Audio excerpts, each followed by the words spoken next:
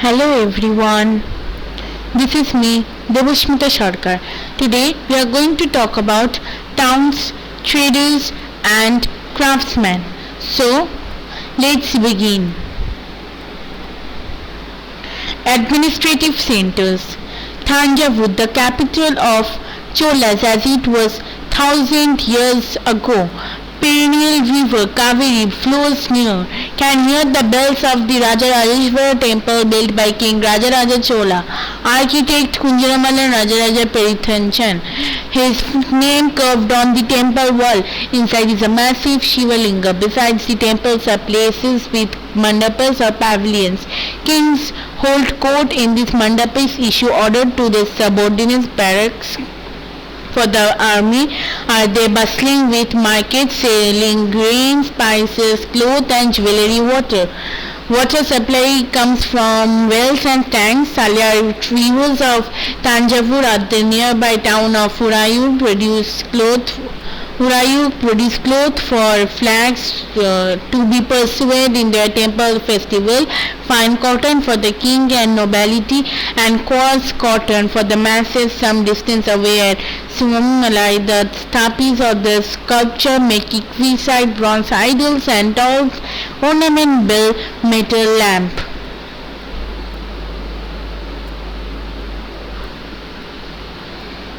Temples, towns and pilgrimage centers.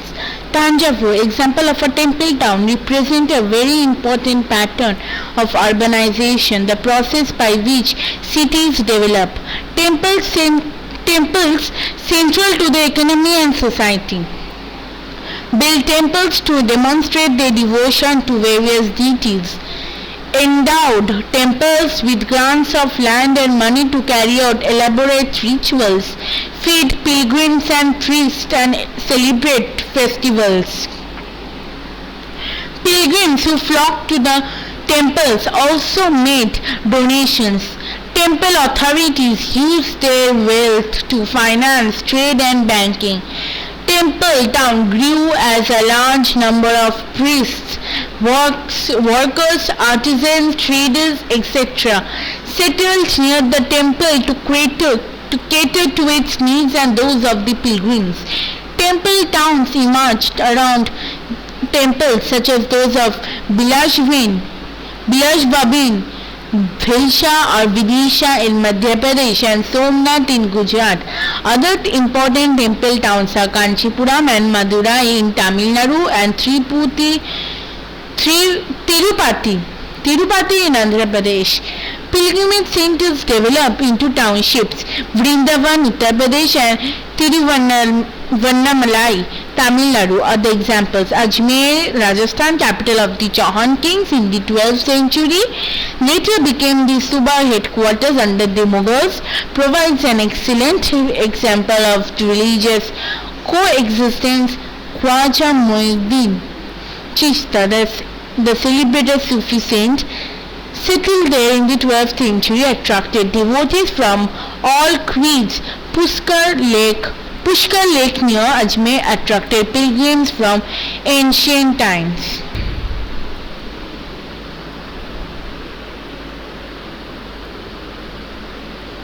A network of small towns.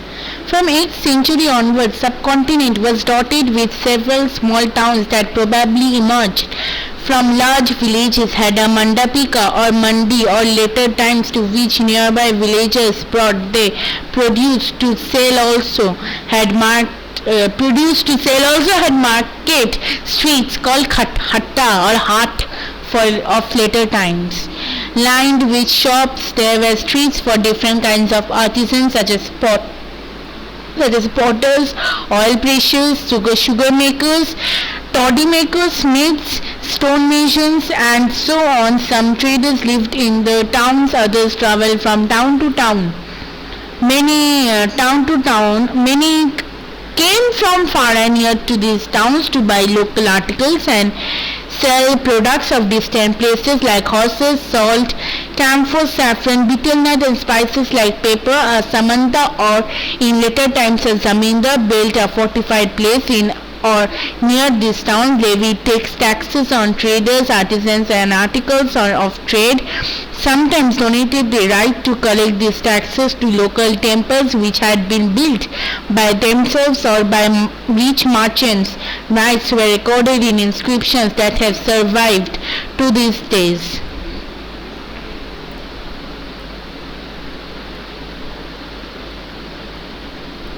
Traders began small. Many kinds of traders, including banjaras, several horse traders, formed associations. Headmen negotiated on their behalf with warriors who bought horses as traders had to pass through many kingdoms and forests. They travelled in caravans, formed guilds to protect their interests. Several such guilds in South India from the 8th century onwards, most famous being the Manigramam and Nanadesi guilds traded extensively both within the peninsula and Southeast Asia and China. Communities like the Chittiars and Marwari Oswal went on to become the principal trading groups of the country. Gujarati traders, including the communities of Hindu Banyas and Muslim Bohras traded extensively with the ports of the Red Sea, Persian Gulf, East Africa, Southeast Asia and China, sold textiles and spices in these ports. In exchange brought gold, ivory from Africa, spices, tea. China, it went away. Yes. Chinese blue pottery and silver from Southeast Asia and China. Towns on the west coast were home to Arab, Persian, Chinese, Jewish and Syrian Christian traders. Indian spices and clothes sold in the Red Sea ports were purchased by Italian traders, eventually reached European markets fetching very high profits. Spices are grown in tropical climates. Pepper, cinnamon and nutmeg, dried ginger, etc. became an important part of European cooking, and cotton cloth eventually drew European traders in India. Crafts in towns. Craftspersons of Bidar were formed for the inlay work in copper and silver. It came to be called Bidri. Panchalas of Vishwakarma community consist of goldsmiths, bronzesmiths, blacksmiths, masons and carpenters. They were essential to the building of temples, also played an important role in the construction of palaces, big buildings, tanks and reservoirs. Weavers such as the Salyar or Caricolors emerged as prosperous communities, made donations to temples. Aspects of cloth making like cotton, cleaning, spinning and dyeing became specialized, became independent crafts. The architectural splendor of Hampi. Hampi, located in the Krishna Tungabhadra basin, formed the nucleus of the Vijayanagara Empire, founded in 1336. Magnificent Hampi ruins reveal a well-fortified city. No mortar or cementing agent was used in the construction of these walls.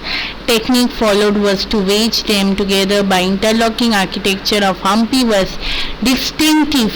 Buildings in the royal complex had splendid arcs, domes and pillared halls with niches for holding sculptures, had well-planned orchards and pleasure gardens with sculpture motifs such as the lotus corbels in the 15th to 16th centuries. Hampi bustled with commercial and cultural activities. Muslim merchants, chettis and agents of European traders such as the Portuguese thronged the markets of Hampi. Temples were the hub of cultural activities. Devadasis temple dancers performed before the deity, royalty and masses in the many pillared halls in the Virupaksha form of Shiva temple. The Mahanavami festival, known today as Navaratri in the south, was one of the most important festivals celebrated at Hampi. Archaeologists have found the Mahanavami platform where the king received guests and accepted tributes from subordinate chiefs. King also watched dance and music performances as well as wrestling bouts from here. Hampi fell in the ruin following the defeat of Vijayanagara in 1565 by the Deccan Sultans, the ruler of Golconda, Bijapur, Ahmednagar, Berar and Bidar.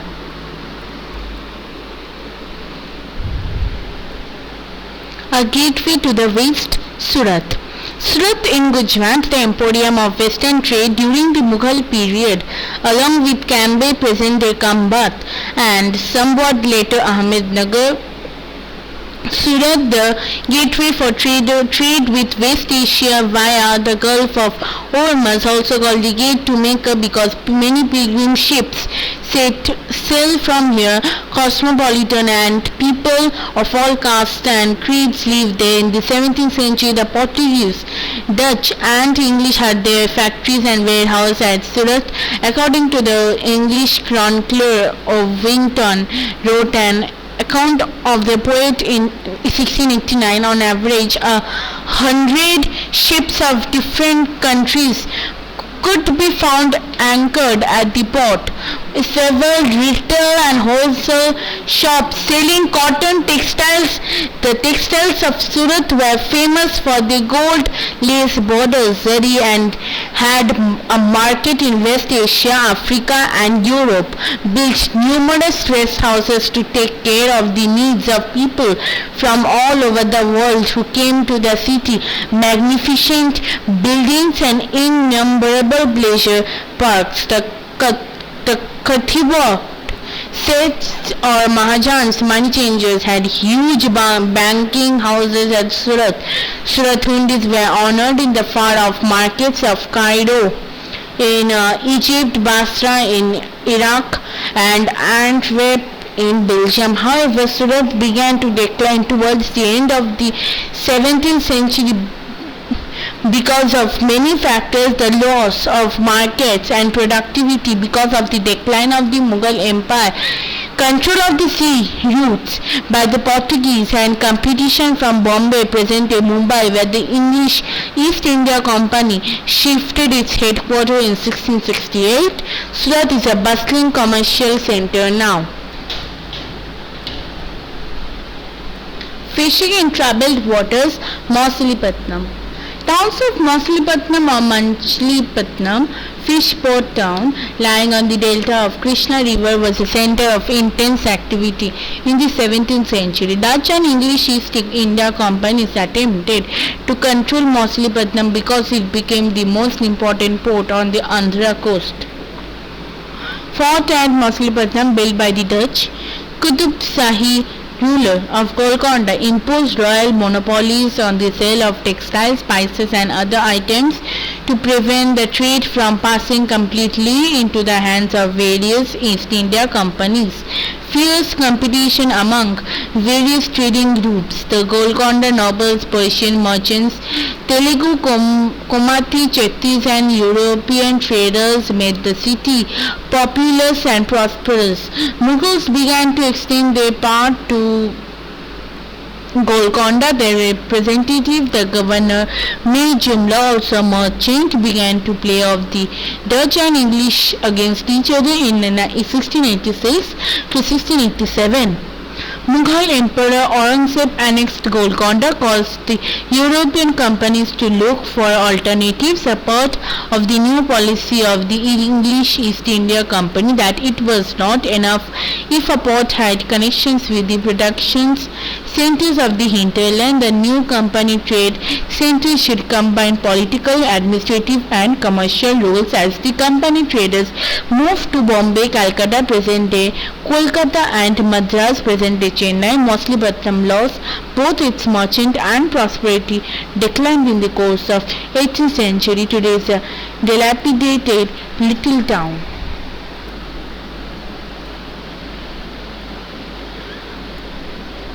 New towns and traders. In 16th and 17th century, European countries searching for spices and textiles, popular both in Europe and West Asia, the English, Dutch and French formed East India companies to expand their commercial activities in the East. Initially, great Indian traders like Mullah Abdul Ghaffar and Virji Vohra, who owned a large number of ships, competed with them. However, the European companies used their naval power to gain control of the sea trade, forced Indian traders to work as agents. English emerged as the most successful commercial and political power in the subcontinent. Spurt in demand for goods like textiles led to a great expansion of the crafts of spinning, weaving, bleaching, dyeing, etc. More and more people taking them up, Indian textile designs became increasingly refined. This period also saw the decline of the independence of craftsmen. Craftspersons began to work on systems of advances. They had to weave cloth which was already promised to European agents. Weavers no longer had the liberty of selling their own cloth or weaving their own patterns, had to reproduce the designs supplied to them by the company agents. 18th century saw the rise of Bombay, Calcutta and Madras, nodal cities today. Crafts and commerce underwent major changes. Merchants and artisans such as weavers were moved into the black towns established by the European companies within these new cities. The blacks or native traders and craftspersons were confined here while the white rulers occupied the superior residence of Fort St. George in Madras or Fort St. William in Calcutta.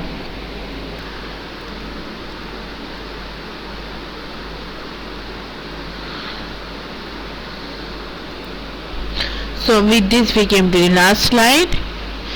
Thank you. Please do like, share and subscribe to my channel. Don't forget to comment in the comment section below. Bye bye. Stay home and stay safe.